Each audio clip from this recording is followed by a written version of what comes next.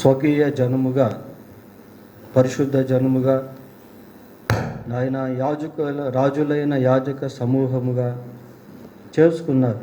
అందును బట్టి మీకు స్తోత్రాలు నాయన. కొంతసేపు కనబడి అంతలో మాయమైపోయే ఆవిరిని పోలిన మా జీవితమందు నిత్య జీవమును గూర్చినటువంటి నిరీక్షణను మీ శిలువ కార్యము ద్వారా మాకు అనుగ్రహించినందుకై మీకు స్తోత్రాలు. కొద్ది నిమిషాలు మీ వాక్యాన్ని మేము ధ్యానిస్తూ ఉండగా మీరే బోధకుడిగా ఉండి మీ వాక్యము ద్వారా మాతో మాట్లాడండి ప్రభువా. మీ యందు మాకున్నటువంటి ఆ గొప్ప శ్రేష్టమైనటువంటి స్థితిని మేము విలువగా ఎంచుకొనుటకు కృప దయచేయమని మా రక్షకుడైన యేసుక్రీస్తు పరిశుద్ధమైన నామంలో ప్రార్థన చేస్తున్నాము తండ్రి, ఆమేన్.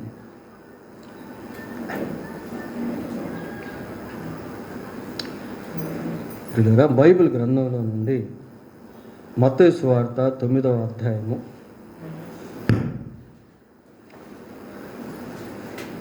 9వ వచనాన్ని చదువుకుందాం. యేసు అక్కడ నుండి వెళ్ళుచు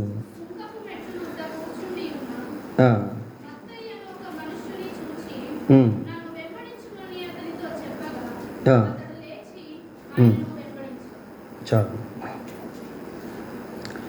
యేసు అక్కడ నుండి వెళ్ళుచు సుంకపు మెట్టునొద్ద కూర్చుండి ఉన్న మత్తయి అను ఒక మనుష్యుని చూచి నన్ను వెంబడించుమని అతనితో చెప్పగా అతడు లేచి ఆయనను వెంబడించెను. ఈ ఒక్క వచనంలో మరి యేసుక్రీస్తు ప్రభు యొక్క పిలుపు, ఆ పిలుపును అందుకున్నటువంటి మత్తయి యొక్క వెంబడింపు, ఈ రెండు విషయాలు మనము చూస్తాం. యేసుక్రీస్తు ప్రభు మరి బైబిల్ గ్రంథంలో అనేక మందిని ఆయా సందర్భాల్లో సమయాల్లో పిలిచాడు. దేవుని పిలుపుని గురించి మనం ఆలోచన చేసినప్పుడు దేవుడు అబ్రహామును కూడా పిలిచాడు. అబ్రహాము మరి ఒక గృహాన్ని కలిగి ఒక పట్టణంలో నివాసం ఉంటూ బంధువులను స్నేహితులను కలిగి తనకంటూ ఏదో ఒక పని చేసుకుంటూ జీవిస్తున్నటువంటి అబ్రహామును దేవుడు పిలిచాడు. ఇది మనకు ఆదికాండం 12వ అధ్యాయం 1వ వచనంలో కనబడుతుంది. మరి దేవుడు అబ్రహామును పిలిచినటువంటి ఆ సమయంలో అబ్రహాం పట్ల ఆయనకున్నటువంటి ఉద్దేశాన్ని బయలుపరిచాడు. నేను నిన్ను ఆశీర్వదిస్తాను, అనేక జనములకు తండ్రిగా చేస్తాను, నిన్ను బట్టి అనేక వంశములు దీవించబడతాయి అని తన యొక్క ఉద్దేశాన్ని అబ్రహాముకు దేవుడు తన పిలుపునందు తెలియజేశాడు. అలాగనే మత్తయి సువార్త 4వ అధ్యాయం 19వ వచనంలో మరి ఆయన నా వెంబడి రండి, నేను మిమ్మును మనుషులను పట్టు జాలరులుగాను చేతునని వారితో చెప్పారు. ఇక్కడ సీమోను, అంద్రేయ అనేటువంటి ఇద్దరు వ్యక్తులను మనం చూస్తూ ఉన్నాం. వారు చేపలు పట్టే జాలర్లు. ప్రభువు వారిని కూడా పిలిచాడు.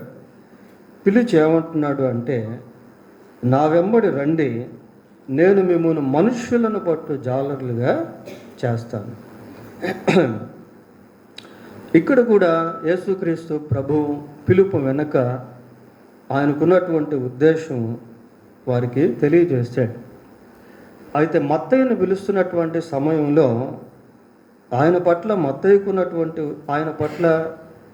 మత్తయి పట్ల ఆయనకున్నటువంటి ఉద్దేశాన్ని ప్రభు చెప్పట్లేదు.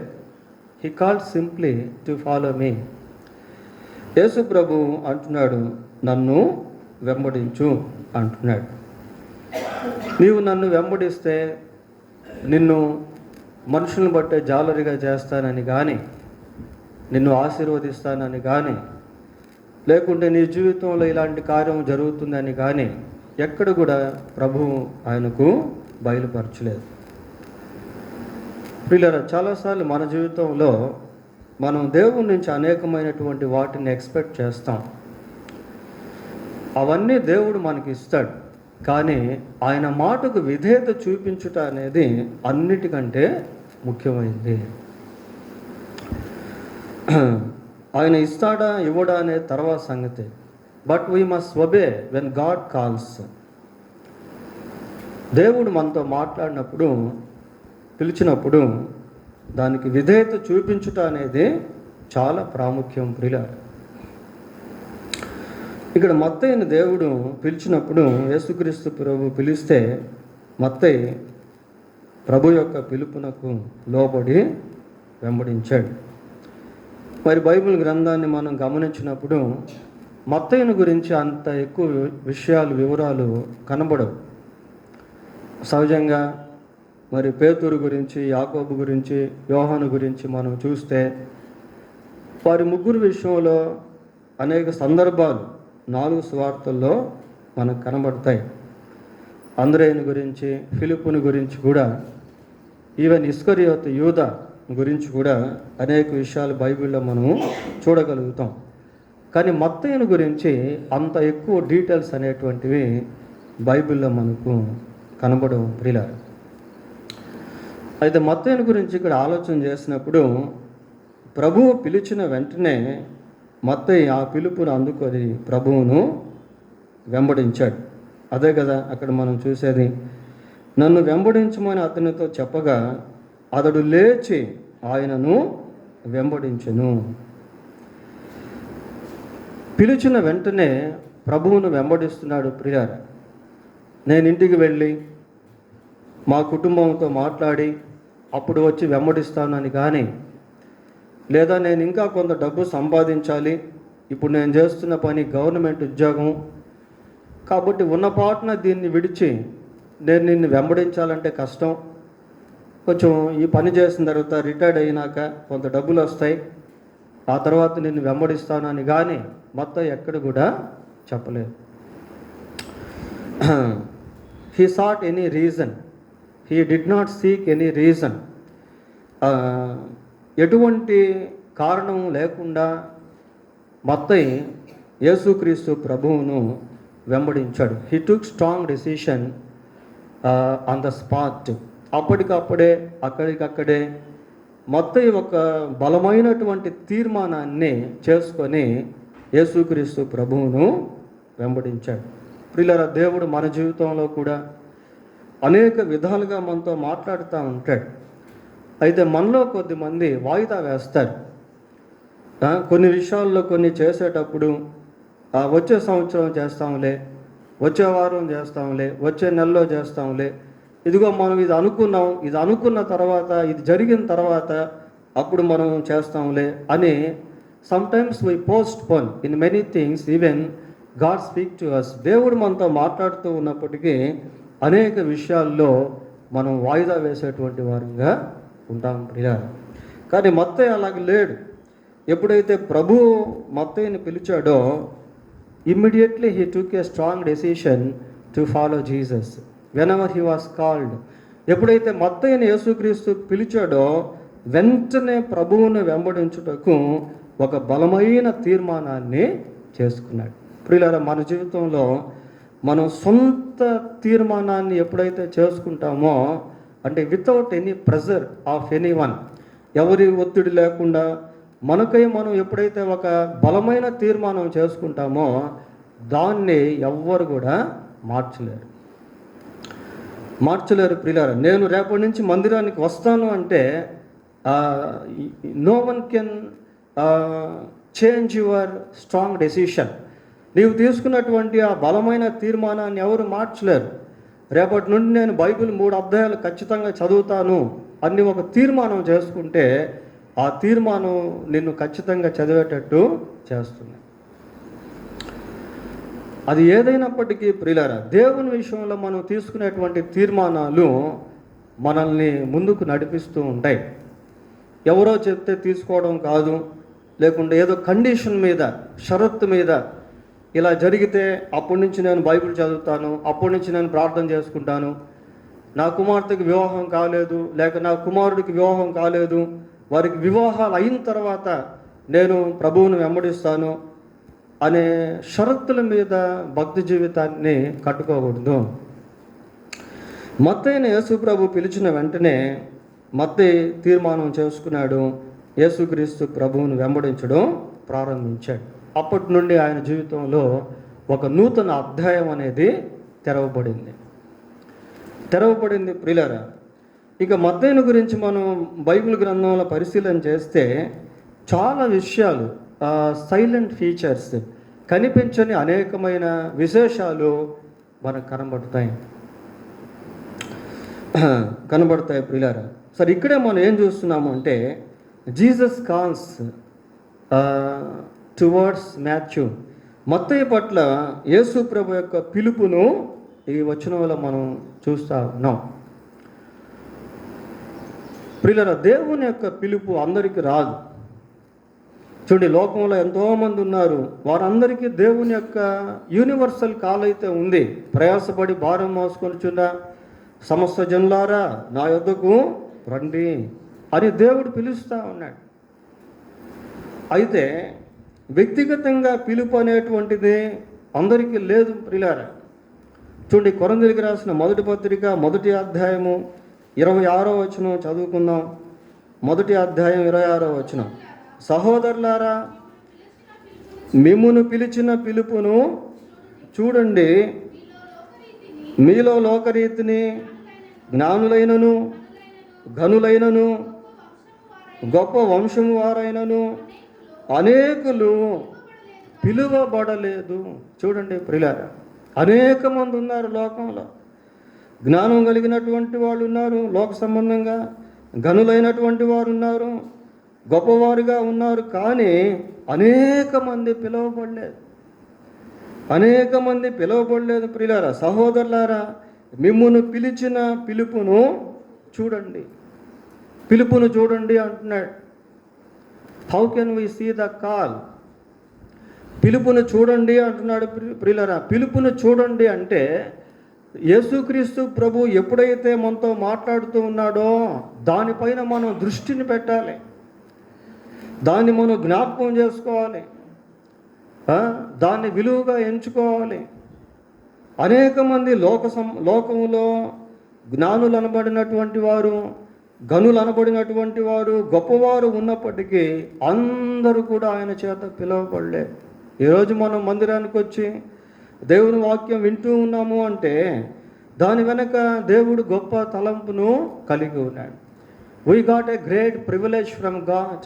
Because of that reason we are coming to his presence.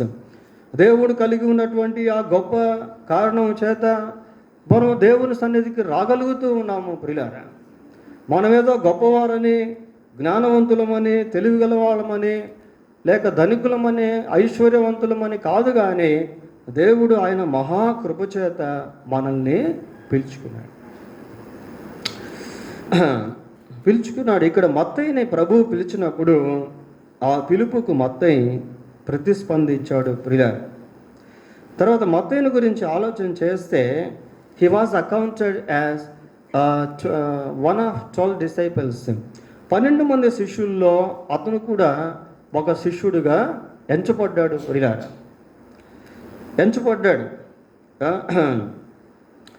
మనం గమనించినప్పుడు 12 మంది శిష్యుల్లో మత్తయి పేరు కూడా కనబడడం అనేది మనం చూస్తాం. అంటే ఈ మత్తయిని యేసుక్రీస్తు ప్రభు పిలిచిన తర్వాత he became a disciple of Christ, a follower of Christ. క్రీస్తు ప్రభు యొక్క శిష్యుడిగా మత్తయి పేరు పొందాడు ప్రియులారా. చూడండి, ఈ డిసైపుల్ అంటే శిష్యుడిగా ఉండుట లేక శిష్యురాలుగా ఉండుట అనేది అది ఎంతో ఉన్నతమైనటువంటి స్థితి, అది ఖ్యాతితో కూడినటువంటి స్థితి. చాలాసార్లు మన జీవితంలో మన యొక్క విలువను గుర్తించినటువంటి వారంగా ఉంటాం ప్రియులారా. మరి బైబిల్లో అనేక మంది శిష్యులుగా పిలువబడుతున్నప్పటికీ ఆ యేసుక్రీస్తు ప్రభు యొక్క శిష్యుల్లో ఒక ప్రత్యేకతను మనం చూడగలుగుతాం ప్రియులారా. దేవుడు మనల్ని పిలిచాడు, మనల్ని ఏం చేశాడు అంటే ఆయన శిష్యులుగా చేసుకున్నాడు. అపోస్తుల కార్యములు 11వ అధ్యాయము 26వ వచనం చదువుకుందాం. ఆ, ఉమ్, ఆ, ఆ, మొట్టమొదట అంతియొకయలో శిష్యులు క్రైస్తవులు అనబడిరి. శిష్యులు ఏమనబడారట? క్రైస్తవులు అనబడిరి. ప్రియులారా, ఈరోజు మనం క్రైస్తవులుగా పిలువబడుతూ ఉన్నాం. క్రైస్తవులుగా పిలువబడుట అనేటువంటిది అది మనకెంతో ఘనత, అది ఎంతో గర్వకారణం. ఎందుకు అంటే ఆ క్రైస్తవులు అనేటువంటి దాంట్లో క్రీస్తు అనేటువంటి పేరు దాగి ఉంది. ప్రియులారా, ఇంగ్లీష్లో మనం క్రిస్టియన్స్ అని అంటాం. క్రిస్టియన్ అనేటువంటి దాంట్లో క్రైస్ట్ అనేటువంటి పదం అనేది దాగి ఉంది. అంటే దేవుడు మనల్ని పిలిచి మనల్ని క్రైస్తవులుగా లేక గొప్పవారిగా ఆయన చేశాడు. పేతురు రాసిన మొదటి పత్రిక 2వ అధ్యాయము, పేతురు రాసిన మొదటి పత్రిక 2వ అధ్యాయము 9వ వచనం కూడా చూడండి.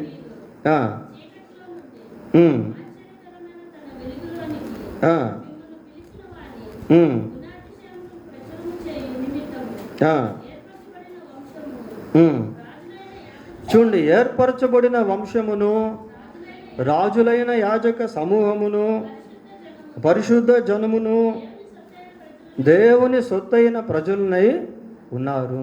చూడండి ప్రియులారా, యేసుక్రీస్తునందు విశ్వాసం ఉంచటం వలన, ప్రభు యొక్క పిలుపుకు విధేయత చూపించటం వలన మన జీవితంలో అనేకమైనటువంటి ఆధిక్యతలను దేవుడు అనుగ్రహించాడు.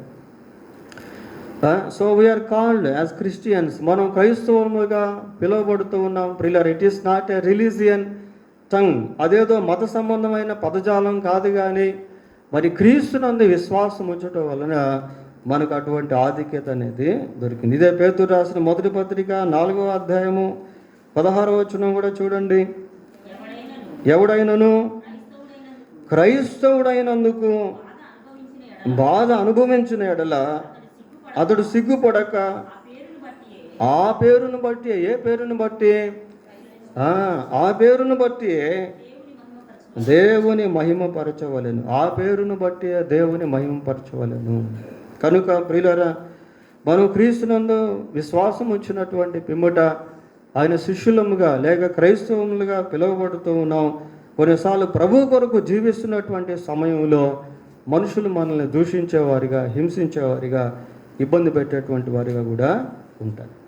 But we must keep our faith during that time of troubles.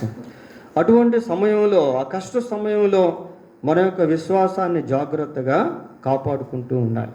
ఈ మత్తయిని గురించి ఆలోచన చేస్తే, ప్రభువును వెంబడించిన నాటి నుండి చివరి వరకు ఎన్ని కష్టాలు వచ్చినా, శ్రమలు వచ్చినా అలాగనే తన జీవితాన్ని ప్రభువుతో కొనసాగించాడు ప్రియులారా. ఇంకా మత్తయిని గురించి మనం జ్ఞాపకం చేసుకున్నప్పుడు చూడండి, మత్తయి సువార్త 10వ అధ్యాయం 1వ వచనం చదువుదాం. ఆయన తన 12 మంది శిష్యులను పిలిచి, చాలు, అపవిత్ర ఆత్మలను వెళ్ళగొట్టుటకును, చదవండి, ప్రతి విధమైన రోగములను,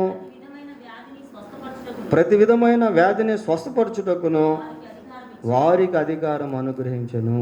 వీరిలో మత్తయి కూడా ఉన్నాడు ప్రియులారా. ఆ కింద వచనాల్లో మనం గమనిస్తే మత్తయి పేరు కూడా కనబడుతుంది. ఆ 12 మంది శిష్యుల్లో మత్తయి కూడా ఉన్నాడు. మత్తయికి ప్రభు అధికారం ఇచ్చాడు. అపవిత్ర ఆత్మలను వెళ్ళగొట్టుటకు, వ్యాధిగ్రస్తులను స్వస్థపరచుటకు అధికారం అనేటువంటిది ఇవ్వబడి. So he was given an authority to cast out the devils. కాబట్టి మరి మత్తయికి యేసుక్రీస్తు ప్రభు అధికారం అనేది ఇచ్చాడు ప్రియులారా. మన జీవితంలో కూడా దేవుడు మనకు అధికారాన్ని అనుగ్రహించాడు. క్రీస్తునందు విశ్వాసం ఉంచడం వలన ప్రభువు మనకి ఇచ్చినటువంటి మొట్టమొదటి అధికారం ఏంటో తెలుసా? చూడండి, యోహాను రాసిన మొదటి పత్రిక, యోహాను రాసిన సువార్త 1వ అధ్యాయము 12వ వచనం చదువుకుందాం. తన్ని అందరు అంగీకరించరో అనగా వారందరికీ, అనగా తన నామమందు విశ్వాసం ఉంచిన వారికి దేవుని పిల్లలగుటకు ఆయన అధికారము అనుగ్రహించను. దేవుని పిల్లలగుటకు ఆయన అధికారం అనుగ్రహించను. ప్రియులారా, మనం క్రీస్తునందు విశ్వాసం ఉంచుట వలన మనం దేవుని పిల్లలముగా అధికారాన్ని పొందిన వారమై ఉన్నాం. పరలోకంలో మనకున్నటువంటి ఆధిక్యత ఎంతో గొప్పది. ఈ భూమి మీద మనకున్నటువంటి ఆధిక్యత ఎంతో గొప్పది. చాలాసార్లు ఈ ఆధిక్యతలను, అధికారాన్ని మనం మర్చిపోయి మనల్ని మనమే కించపరుచుకునే వారము గాను, మనల్ని మనమే నిందించుకునేటువంటి వారము గాను, మనల్ని మనమే నిరుత్సాహపరుచుకునేటువంటి వారము గాను జీవిస్తూ ఉంటాము. ప్రియులారా, మత్తయి సువార్త 16వ అధ్యాయం 18వ వచనం చూడండి. 16, 18.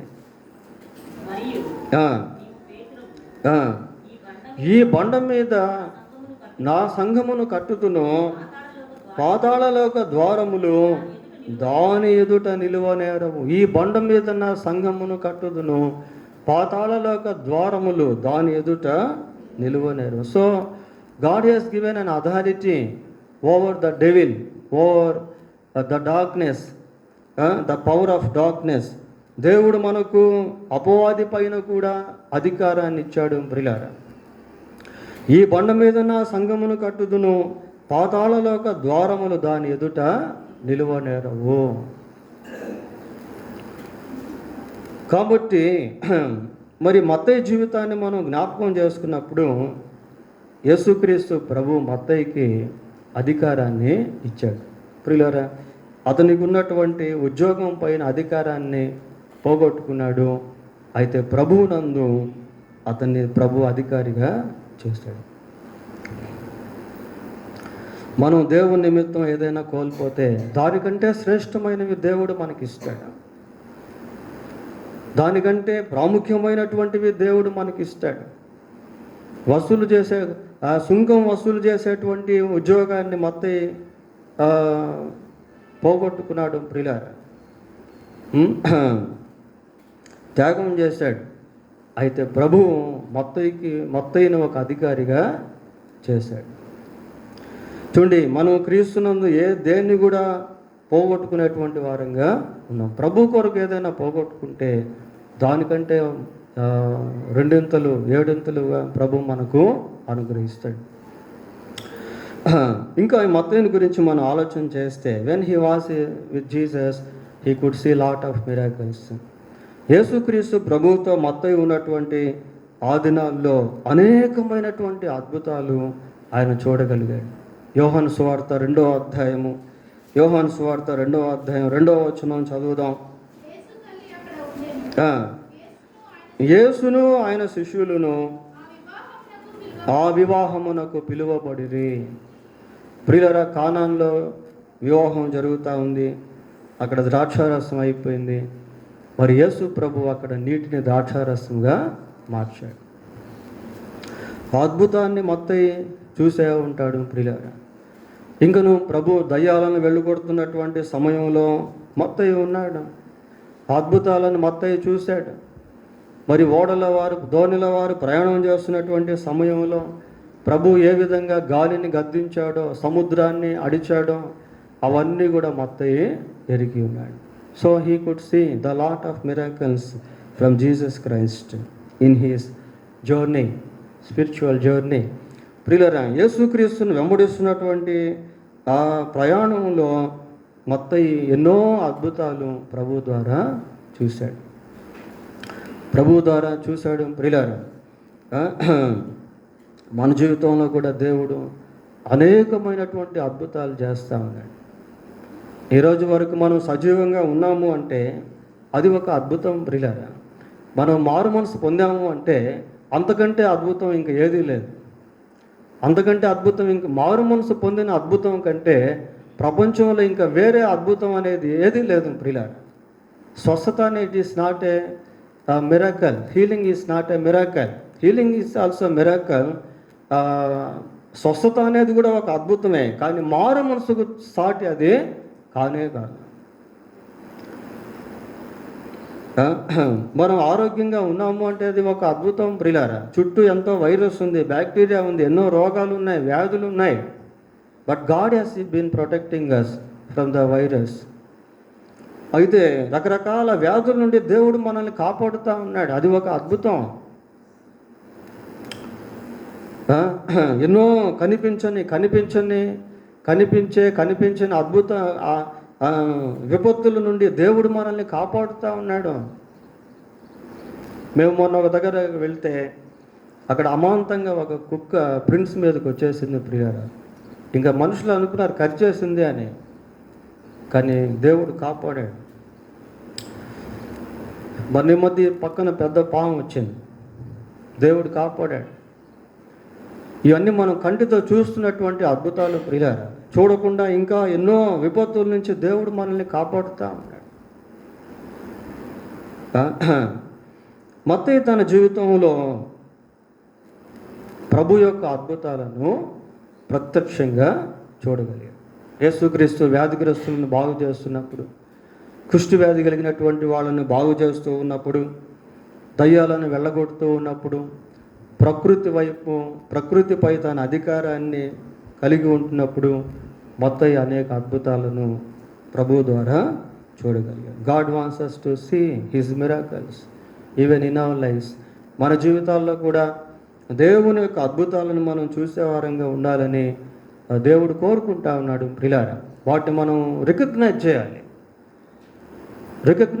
గుర్తించాలి.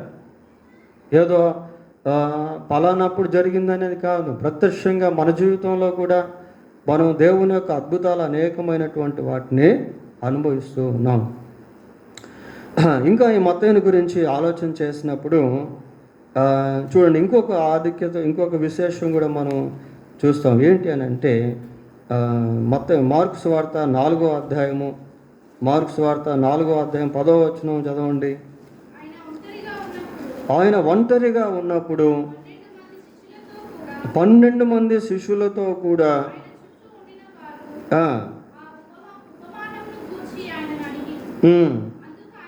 అందుకు ఆయన దేవుని రాజ్య మర్మము మీకు అనుగ్రహింపబడి ఉన్నది, కానీ చాలు ప్రియులారా, ఇక్కడ 12 మంది శిష్యుల్లో మత్తయి కూడా ఉన్నాడు. దేవుని రాజ్యానికి సంబంధించినటువంటి విషయాలు మత్తయి వింటున్నాడు. అనేక ఉపమానాలు యొక్క భావము మత్తయి విన్నాడు. ఏమంటే దేవుని వాక్యం వినుట అనేది it is greatest privilege to listen God's voice, the word of God. దేవుని వాక్యం వినుట అనేది అది ఎంతో గొప్ప భాగ్యము ప్రియులారా. అందరికీ లేదు, ఇది అందరికీ లేదు. దేవుని వాక్యాన్ని దేవుడు మనకి ఇస్తా ఉన్నాడు ప్రియులారా. ఇదే స్థలంలో ఒకరోజు నీకంటూ ఒక ఆత్మ అనే సందేశాన్ని మనం ధ్యానం చేశాం. ఆ రోజు మధ్యాహ్నమే ఇక్కడ ఆపోజిట్లో ఒక యవనస్తుడు ఊరేసుకొని చనిపోయాడు. ప్రియులారా, నీకంటూ ఒక ఆత్మ అనే సందేశాన్ని ఒకవేళ ఆ యవనస్తుడికి విని ఉన్నట్లయితే ఖచ్చితంగా ఉరి వేసుకొని చనిపోయి ఉండేవాడు కానే కాదు. ఎందుకు అంటే దాంట్లో ఆత్మహత్యల గురించి కూడా వచ్చింది ఆ మెసేజ్లో. ఈ రోజుల్లో ఎందుకు అనేక మంది దొంగలైపోతున్నారు, వ్యభిచారులు అయిపోతున్నారు, నరహంతకులు అయిపోతున్నారు, ఆత్మహత్య చేసుకొని చనిపోతున్నారు, చాతుపొడి శక్తులకు అలవాటు పడుతున్నారు? ఇది కారణం ఏంటి అంటే they don't have the word of God. దేవుని వాక్యం వారికి లేదు ప్రియులారా. దేవుని వాక్యం లేక ఎంతోమంది నశించిపోతూ ఉన్నారు. దేవోక్తి లేని జనులు, అది తెలుగు బైబిల్లో ప్రియులారా. కానీ ఇంగ్లీష్ బైబిల్ ఏముంటుందంటే where there is no vision people will be perished అని ఉంటుంది. దేవుని వాక్యం లేనటువంటి దగ్గర ప్రజలు నశించిపోతున్నారు అని ఉంటుంది ప్రియులారా.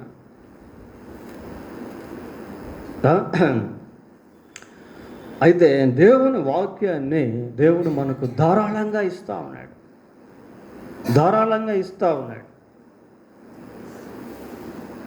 ఆ రోజు మత్తయికి మరి 12 మంది శిష్యులతో కూడా మత్తయి ప్రభు యొక్క ప్రసంగాలను ప్రత్యక్షంగా విన్నాడు.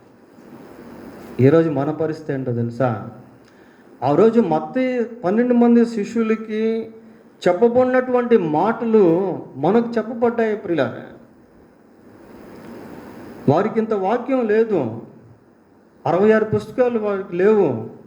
ఈరోజు దేవుడు మనల్ని ప్రేమించి అన్ని విషయాలు కలిసి రాయించి మన చేతుల గ్రంథాన్ని పెట్టాడు. కొద్దిమందికి బైబిల్ అంటే అసలు లెక్కే ఉండదు ప్రియులారా.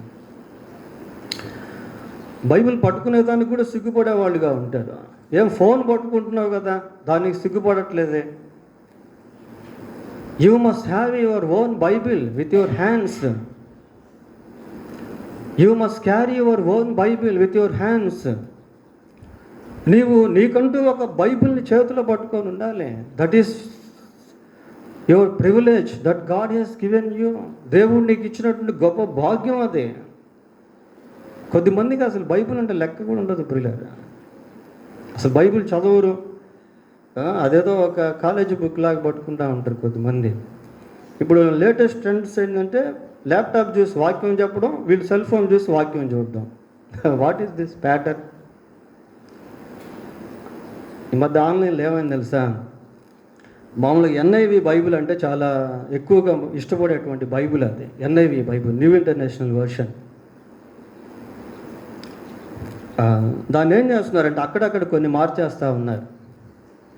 అది ఆన్లైన్లో మనం చూసినప్పుడు మనం కనిపెట్టలేం. ముద్రిత బైబిల్స్ అయితే మనకి తెలుస్తాయి, దాన్ని ఎవరు ఫేక్ చేయలేరు. అయితే ఆన్లైన్ బైబిల్స్ ఏమైపోయినాయంటే కొన్ని వాక్యాలు మార్చేస్తాం, కొన్ని మీనింగ్స్ మార్చేస్తూ ఉన్నారు. అలాంటివి మనం సెల్ ఫోన్లో పెట్టి చూసామనుకోండి, ఆ ఒరిజినల్ మీనింగ్ అనేటువంటిది మనం క్యాచ్ చేయలేం. కాబట్టి ఎప్పుడు కూడా ముద్రిత బైబిల్ మన చేతిలో ఉండాలి ప్రియులారా. దీన్ని మనం చదవాలి. ఒకవేళ ఇన్ కేస్ ఏదో మనం వెళ్తూ ఉన్నాం దారిలో, బైబిల్ చదువుకోవాలి, ఆ టైంలో బైబిల్ లేదు, అప్పుడు ఫోన్లో చూసి బైబిల్ చదువుకోవచ్చు. వాంటెడ్గా బైబిల్ తెచ్చుకోకుండా, బైబిల్ లేకుండా హౌ కెన్ యూ, నీకు అది ఎంతో నిర్లక్ష్యకరమైనటువంటి వైఖరి ప్రియులారా. దేవుని వాక్యం వినడం అనేది ఎంతో గొప్ప ధన్యత, ఎంతో గొప్ప భాగ్యం అది మనకి. కానీ చాలామందికి ఆ విలువ అనేది తెలియదు, బైబిల్ అంటే విలువ తెలియదు.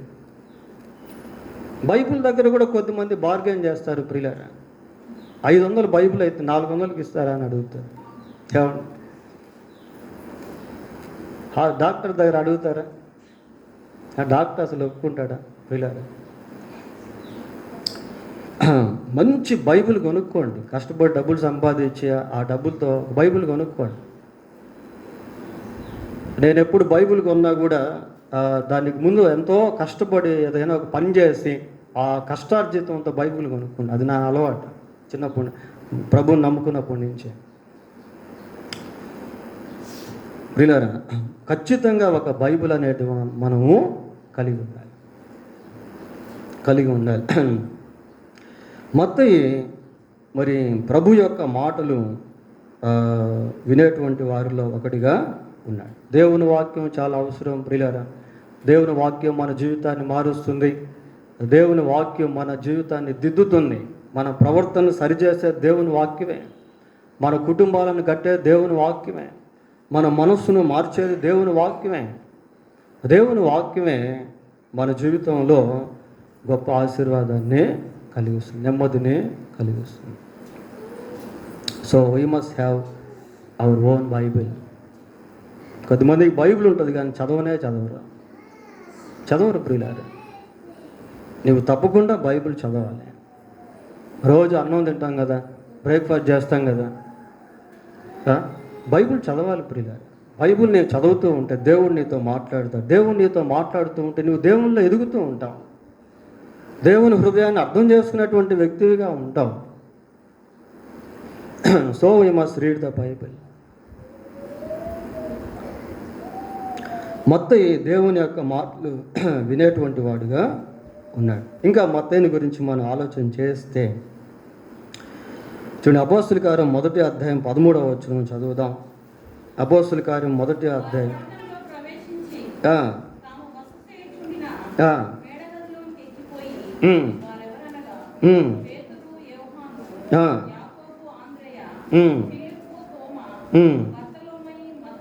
మత్తయి ప్రియులారా, ఇక్కడ శిష్యుల్లో ఒక శిష్యుడిగా ఉన్నటువంటి మత్తయి ఎక్కడున్నాడు అంటే he was in prayer group.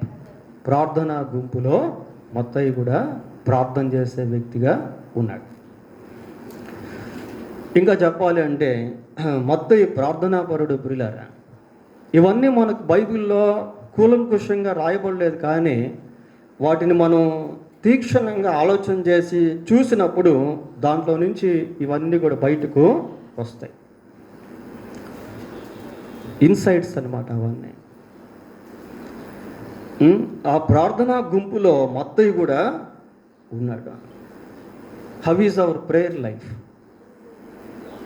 మన ప్రార్థనా జీవితం ఎలాగుంది?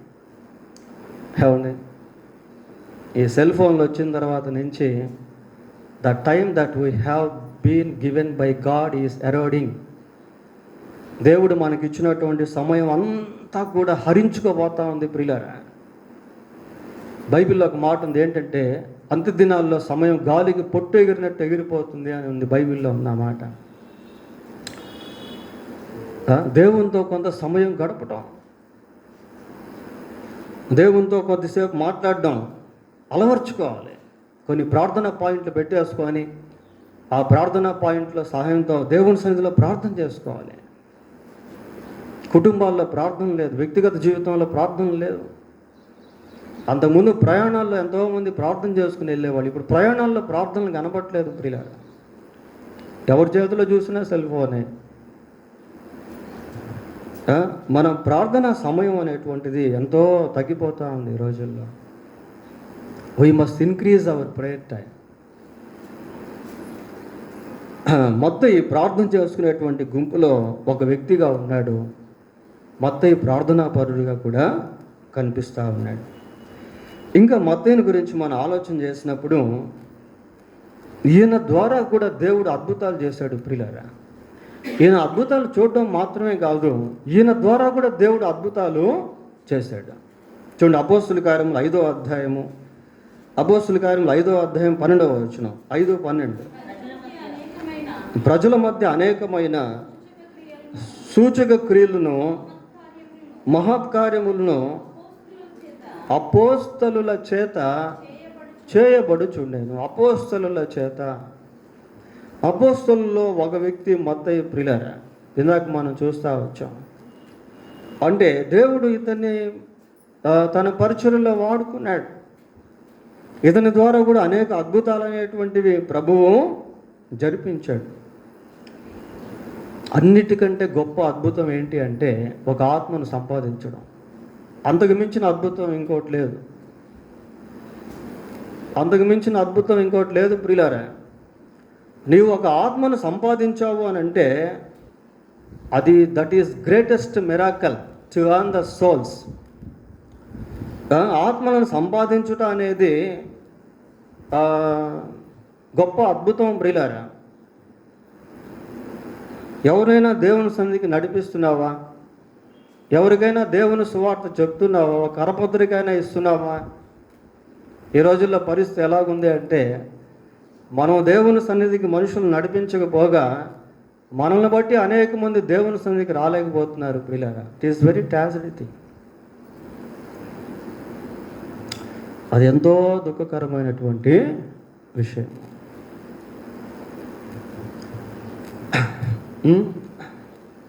కొన్ని ఆత్మలను సంపాదించడం, దేవుని సన్నిధికి మనుషులను నడిపించడం, ఇతరులకు సువార్తను ప్రకటించడం. Whether they listen or not, we must proclaim the gospel of Christ. వాళ్ళు విన్నా వినకపోయినా ఏదో ఒక విధంగా మనం సువార్త ప్రకటించడం ప్రియులారా. ఒక ల్యాబ్లో ఒక ఆమె పనిచేస్తూ ఉంటే ఆమె కోసం ఎంతో ప్రార్థన చేసి ఆమెకు సువార్త పత్రిక తీసుకెళ్ళి ఇస్తే అస్సలు తీసుకోలేదు ప్రియులారా. తీసుకోలేదు. She rejected.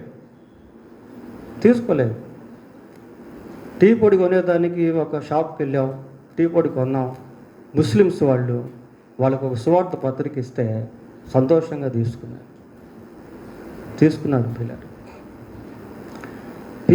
Weather people take or not, whether people listen or not, we must do what we have to do.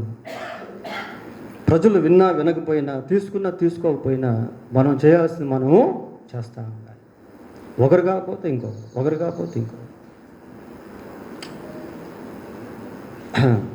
ఇంకా మత్తయి గురించి మనం ఆలోచన చేస్తే ప్రియులారా, మత్తయి జీవితంలో దేవుడు చేసిన ఇంకొక గొప్ప విషయం ఏంటి అంటే ఈ పుస్తకాన్ని రాయించడం. న్యూ టెస్టిమెంట్లో మొట్టమొదటి పుస్తకం ఏంటి? మత్తయి సువార్త. ఈయన రాసింది అది. ఈయన రాశాడు ప్రియులారా. ఈ మత్తయి సువార్తలో మొత్తం 28 అధ్యాయాలు ఉన్నాయి. కొండ మీద ప్రసంగాన్ని సంపూర్ణంగా రాసింది మత్తయి. బి యాటిట్యూడ్స్ అంటారు. కొండ మీద ప్రసంగంలోని ధన్యతలు కంప్లీట్గా రాసిన వ్యక్తి ఈయనే. యేసు ప్రభు యొక్క జన్మ వృత్తాంతము మత్తయి సువార్తలో మనం స్పష్టంగా చూడగలుగుతాం. యేసుక్రీస్తు యొక్క వంశావళి మత్తయి సువార్తలో చాలా స్పష్టంగా రాయబడింది. యేసు ప్రభు యొక్క మరణ పునరుద్ధానములు మత్తయి సువార్తలో చాలా స్పష్టంగా చెప్పబడ్డాయి. శ్రేష్టమైనటువంటి ఉపమానాలు మత్తయి సువార్త 13వ అధ్యాయంలో మనకు కనబడుతుంది. ఎస్కటాలజికల్ థింగ్స్, భవిష్యత్తులో జరగబోయేటువంటి విషయాలు మత్తయి సువార్తలో 24, 25 అధ్యాయాల్లో మనకు కనబడతాయి. గ్రేట్ కమిషన్, గొప్ప ఆజ్ఞ మత్తయి సువార్త 28వ అధ్యాయంలో మనకు కనబడుతుంది. పిల్లలు, ఈ మత్తయి సువార్త చాలా అమోఘమైనటువంటి సువార్తగా ఎంచబడింది. అంత గొప్ప గ్రంథాన్ని దేవుడు మత్తయి ద్వారా రాయించాడు. ఒకవేళ ఆ రోజు మత్తయిని ప్రభువు పిలిచినప్పుడు మత్తయి వెంబడించకుండా ఉంటే ఇటువంటి ఆధిక్యతలు మత్తయికి దక్కేవి కావు ప్రియులారా. మరి మన జీవితంలో కూడా దేవుడు అనేక అవకాశాలు ఇస్తున్నాడు. మనం వాటిని ఎప్పుడైతే సద్వినియోగం చేసుకుంటామో, ప్రభువుకు మనం ఎప్పుడైతే లోబడతామో, ప్రభువు వైపు ఎప్పుడైతే మనం తిరుగుతామో, ప్రభువును మనం ఎప్పుడైతే వెంబడించేటువంటి వారంగా ఉంటామో, దాచబడినటువంటి ధననిధులను మనం అనుభవించేలా దేవుడు చేస్తాడు. దేవుడు తన వాక్యాన్ని దీవించుగాక. ప్రార్థన చేసుకుందాం. ఒక్క నిమిషం ప్రార్థన చేసుకుందాం పిల్లరా. ప్రభువా, మీ పిలుపుకు నేను సంపూర్ణంగా లోబడే వ్యక్తిగా చేయండి నాయన అని అడుగుతాం.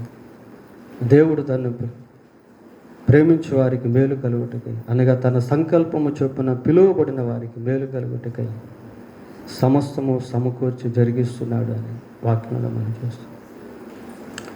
ప్రభుని అడుగుతాం. ప్రభువా, నన్ను ఆత్మను బట్టే జాలరిగా చేయండి, నన్ను ప్రార్థనాపరుడిగా చేయండి. ప్రభువా, నా ద్వారా మీ యొక్క అధికారం కనబడినట్లుగా చేయండి. నా ద్వారా అనేక అద్భుతాలను మీరు జరిగించండి, అనేక ఆత్మలను రక్షణలోనికి నడిపించండి అని అడుగుతాం. పరిశుద్ధుడైన మా దేవా, మీకు వందనాలు, స్తోత్రాలు. మత్తయి జీవితంలోంచి కొన్ని ఘట్టాలు మేము ధ్యానం చేశాము. ఈ ధ్యానాంశం మాకు దీవెనకరముగా చేయమని మా రక్షకుడైన యేసుక్రీస్తు పరిశుద్ధమైన నామంలో ప్రార్థన చేస్తున్నాము తండ్రి. ఆమేన్.